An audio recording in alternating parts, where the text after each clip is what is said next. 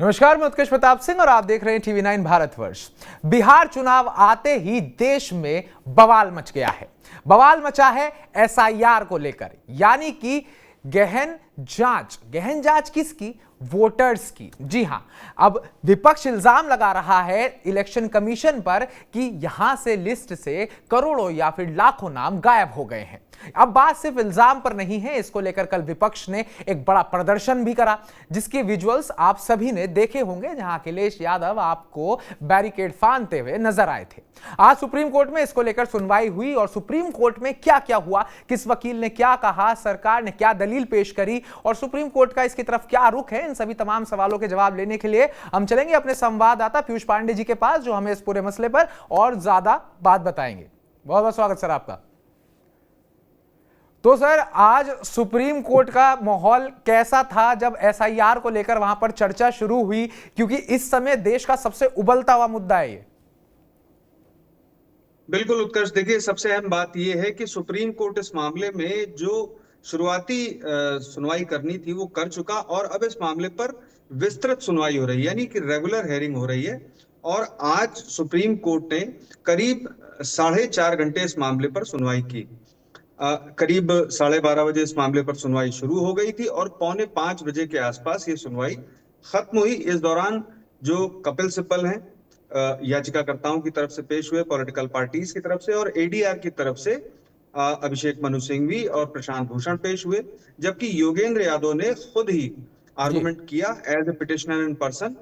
और इन सभी के बीच में जो चुनाव आयोग के वकील राकेश द्विवेदी थे, वरिष्ठ अधिवक्ता, उन्होंने भी अपनी बातें सुप्रीम कोर्ट के समक्ष रखी और कई सवाल सुप्रीम कोर्ट ने उनसे किए भी। और इसके अलावा याचिकाकर्ताओं की ओर से जो दलील दी गई उस पर भी सुप्रीम कोर्ट ने कई अहम सवाल उठाए, क्योंकि लगातार जब कपिल सिब्बल की ओर से इस बात पर सवाल उठाया जा रहा था कि एसआईआर प्रक्रिया कानून के तहत नहीं है, उचित नहीं है, तब इस पर सुप्रीम कोर्ट ने पहल उनसे यही कहा कि आप पहले हमें ये स्पष्ट करें अपने आर्गुमेंट से कि आखिर जो एसआईआर प्रक्रिया है वो किस तरह से कानून के तहत चुनाव आयोग नहीं करा रहा है और कहां पर लैकुना है, कहां पर खामी है। तब उन्होंने अपने आर्गुमेंट शुरू किए।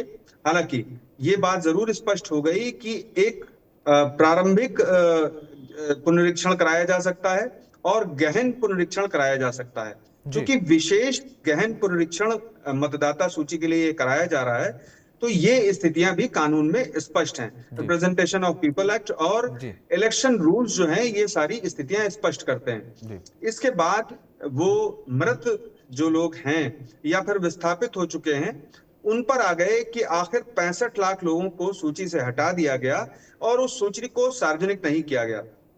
तब भी सुप्रीम कोर्ट ने इस बात से सहमति जताई जो चुनाव आयोग ने अपने हलफनामे में कही थी कि वो नियमों से बंधा हुआ है और वो ऐसी स्थिति में सूची को सार्वजनिक करने के लिए बाध्य नहीं है। और वो राजनीतिक दलों को उस सूची को सौंप चुका है जब ड्राफ्ट रोल पब्लिश किया गया था, यानी कि 1 अगस्त को। अच्छा पांडे जी, मैं एक चीज आपसे यहां पर पूछना चाहूंगा। देखिए, ये तो चलिए बात रही लंबी। यहां आज सुप्रीम कोर्ट में किसका पक्ष आपको भारी नजर आया? सुप्रीम कोर्ट के सामने इलेक्शन कमीशन का, याचिकाकर्ताओं का या फिर सरकार का? किसने अपने पक्ष को मजबूती से सुप्रीम कोर्ट के सामने रखा और किधर की तरफ अब सुप्रीम कोर्ट इंक्लाइंड है? क्या एसआईआर जिस तरीके से प्रक्रिया चल रही है वो एक सही तौर पर चल रही है, उसमें सारे रूल्स, सारे प्रोविजंस फॉलो हो रहे हैं, सुप्रीम कोर्ट इस चीज को मान रहा है, या सुप्रीम कोर्ट अब इलेक्शन कमीशन से सवाल कर रहा है कि अगर देश में इतनी उत्तेजना हो रही है, इसको लेकर विपक्ष इतना हल्ला मचा रहा है, तो गड़बड़ कहीं हो सकती है? सुप्रीम कोर्ट का क्या रुख है इसको लेकर? बिल्कुल उत्कर्ष, देखिए चूंकि ये विस्तृत सुनवाई है और विस्तृत सुनवाई में सबसे पहले याचिकाकर्ताओं के वकीलों को पक्ष रखने का मौका मिला है, तो जाहिर सी बात है कि सुप्रीम कोर्ट की ओर से याचिकाकर्ताओं से जो सवाल पूछे जाएंगे वो हमेशा उनके विपरीत होंगे या फिर कुछ क्लैरिफिकेशन उनसे मांगा जाएगा। तो ऐसी स्थिति में ये देखने में आता है कि चुनाव आयोग की स्थिति आज मजबूत लगती है। लेकिन जब कल चुनाव आयोग आर्गुमेंट अपना रखेगा, यानी कि वरिष्ठ अधिवक्ता राकेश द्विवेदी चुनाव आयोग की तरफ से जब पूरी पक्ष रखेंगे, चुनाव आयोग का पूरा पक्ष रखेंगे, तब स्थिति ये स्पष्ट होगी कि आखिर पलड़ा किसका भारी है। हालांकि आज एक अहम बात जरूर सुप्रीम कोर्ट की तरफ से बार बार याचिकाकर्ताओं के वकीलों को कही गई कि अगर आपके पास कुछ जमीनी हकीकत वाला है तो वो हमारे सामने पेश करिए, और काल्पनिक जो आपके आधार हैं वो हमारे सामने बार बार मत गिनाइए। चूंकि 12 जो जीवित व्यक्ति हैं उनको मृत घोषित करते हुए मसौदा सूची में शामिल कर लिया गया, ये बात कपिल सिब्बल की ओर से सुप्रीम कोर्ट के समक्ष रखी गई। और तब सुप्रीम कोर्ट ने चुनाव आयोग से यानी कि वरिष्ठ अधिवक्ता राकेश द्विवेदी से ये पूछा कि आखिर इसमें हकीकत क्या है, आपके अधिकारियों की ओर से भी कोई गतिविधि या कार्रवाई की गई होगी। तब राकेश द्विवेदी ने कहा कि चूंकि इतना बड़ा ये प्रोसेस है, 7.24 करोड़ का जो मतदाता सूची मसौदा है वो अभी तैयार करके अपलोड किया गया है और राजनीतिक दलों को दिया गया है, तो ऐसे में कुछ खामियां हो सकती हैं, और ये उन्होंने स्वीकार किया कि हाँ कुछ खामियां हो सकती हैं।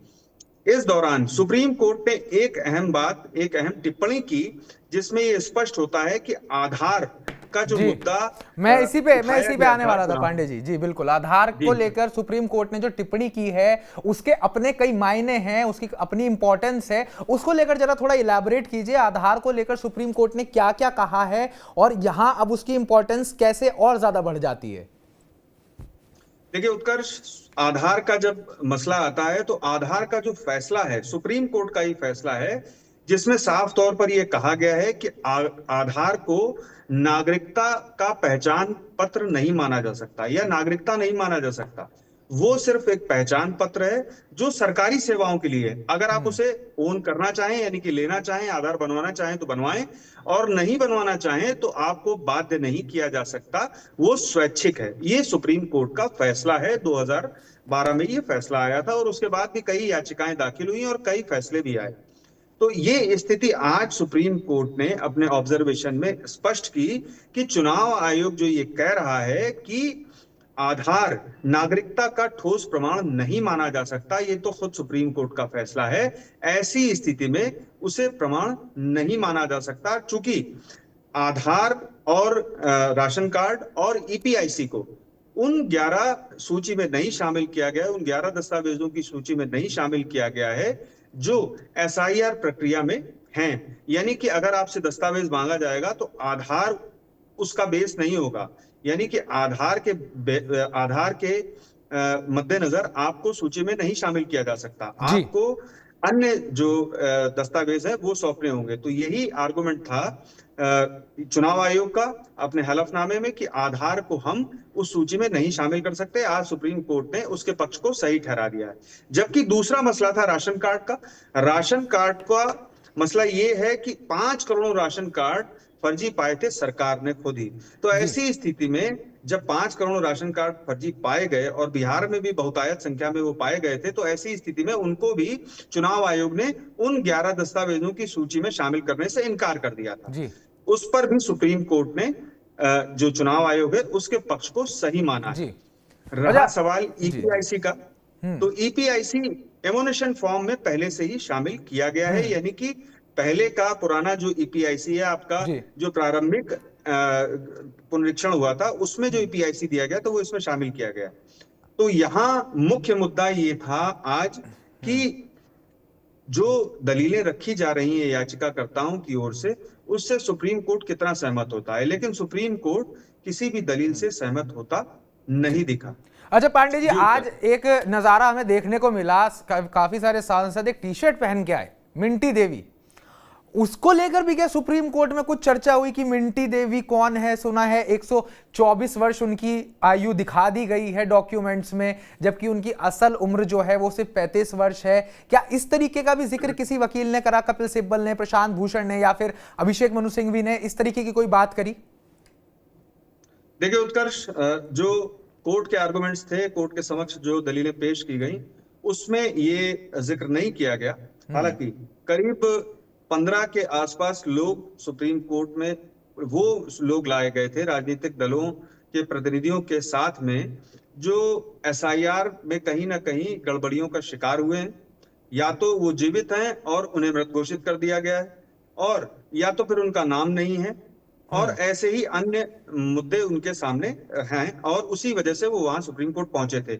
लेकिन किसी भी याचिकाकर्ता की ओर से उनको कोर्ट के समक्ष पेश नहीं किया गया, क्योंकि कोर्ट ने उनको सम्मन नहीं किया था, उनको बिल्कुल। बुलाया नहीं था। बिल्कुल। तो ऐसी स्थिति में पहले कोर्ट के समक्ष वकीलों को ये बताना होता है कि अमुक व्यक्ति को हम लाए हैं जिसके साथ ये गड़बड़ी हुई है।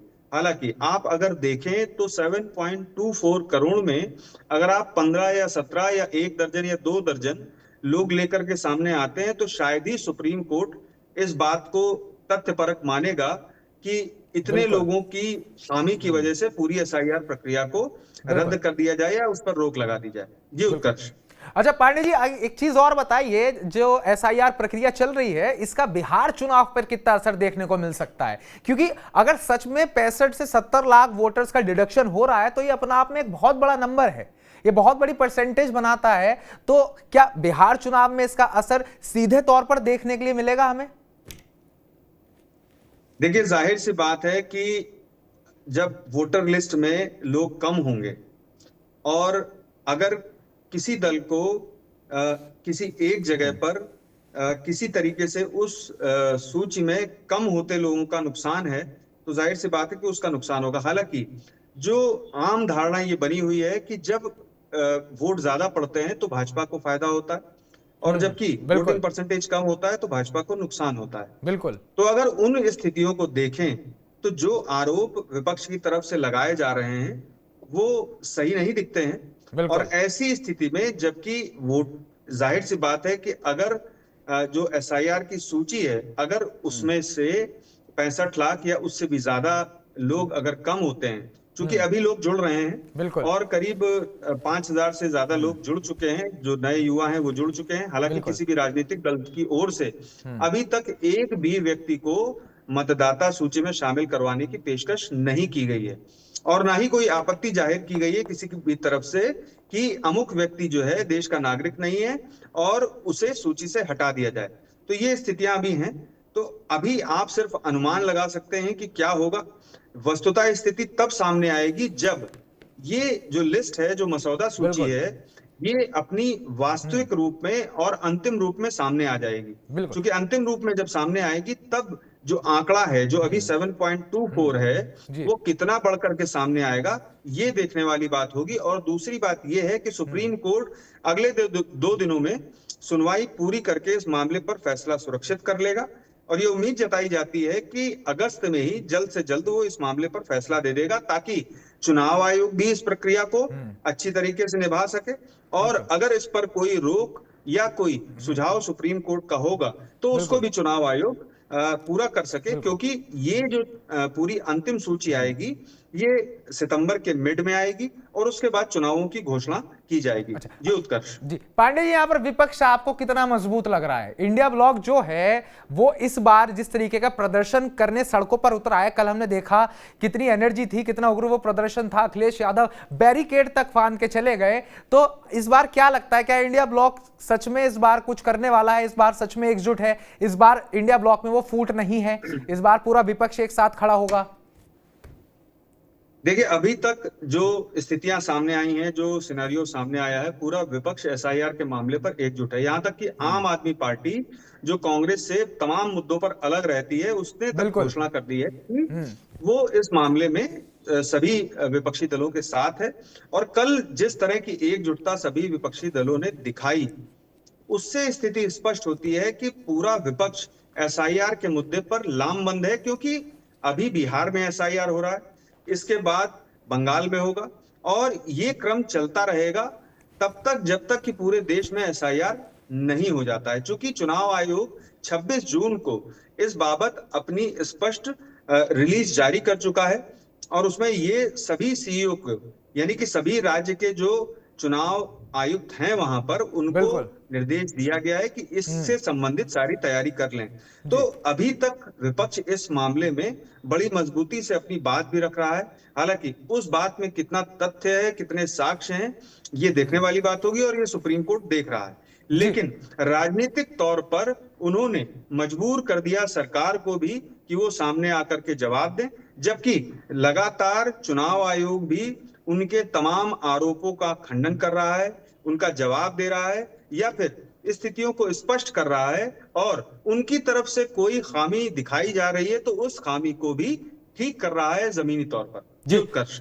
जी जी, तो पांडे जी, आपने हमें इस जननशील मुद्दे पर, इस बड़े मुद्दे पर इतनी विस्तृत जानकारी दी, और वो भी आपके इतने टाइट शेड्यूल के चलते ले, उसके लिए बहुत बहुत धन्यवाद आपका। जी उत्कर्ष, जी शुक्रिया। जी, थैंक यू सो मच। तो अभी हमारे साथ मौजूद थे हमारे संवाददाता पीयूष पांडे। आपने देखा उन्होंने किस तरीके से आज की कोर्ट में जो भी सुनवाई हुई है उस पर पूरी विस्तृत जानकारी दी, किसका पल्ला भारी लग रहा है या किसका हल्का लग रहा है वो भी बताया। तो आप एसआईआर को लेकर क्या सोचते हैं? जो भी हो रहा है वो अपने सही तरीके से हो रहा है या फिर कोई ना कोई कहीं ना कहीं कमी है? कमेंट बॉक्स में कमेंट कर हमें जरूर बताइएगा, क्योंकि ये देश का सबसे ज्वलनशील मुद्दा है। बाकी ताजा अपडेट्स पाने के लिए TV9 भारतवर्ष को सब्सक्राइब कीजिएगा।